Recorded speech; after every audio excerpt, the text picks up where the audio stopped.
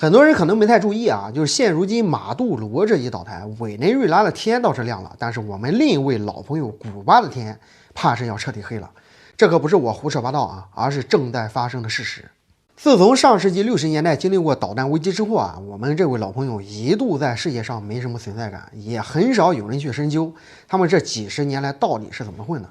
那么问题来了，他们这几十年来到底是怎么混的呢？说了都没人信，就靠认干爹这一招。当年靠苏联呢，后来苏联解体了，古巴经历了惨痛时期，差点没把全民给饿死。那后来索罗运遇到查韦斯和马杜罗这俩散台童子，又给续了一口命。就是大家可以猜猜看啊，就是古巴现在每天从委内瑞拉拿多少油？我这里有一个数据啊，就是巅峰时期每天将近10万桶，即便是这几年委内瑞拉连自己都快不行了，每天也得供着5.5万桶到6万桶，占了古巴能源消耗的近2/3。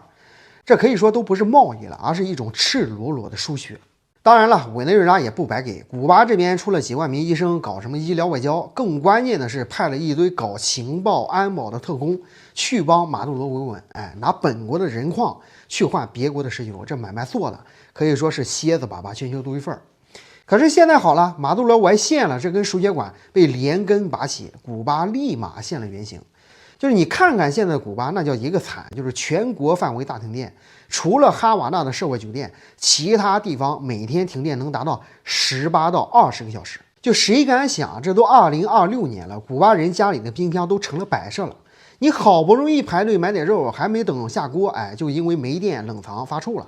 去医院做手术还得祈祷发电机别断油。更要命的是，这一回古巴连精神原子弹都造不好了。放以前呢，只要是经济不好，古巴政府张嘴就是什么美帝封锁，号召大家勒紧裤腰带。可是现在呢，老百姓不傻，忽悠不顶用了。就是大家看得很清楚，不是谁封锁，而是你自己那个寄生虫的模式彻底崩了。你没有了委内瑞拉的石油，苏联留下的老旧发电厂立刻趴窝，连公交车都开不动，整个社会陷入瘫痪。而这呢，就扯下了那块最讽刺的一块遮羞布。就是古巴这个一直号称拥有优越制度的国家，居然连独立行走的能力都没有，全靠这一根管子吊着气。可以说啊，这才是让古巴的统治者背后发凉的事儿。就是当饥饿成为24小时的常态，停电把民众的耐心耗尽，那你什么宏大叙事、反美英雄，在这一刻都会变得苍白无力，那都是狗屁。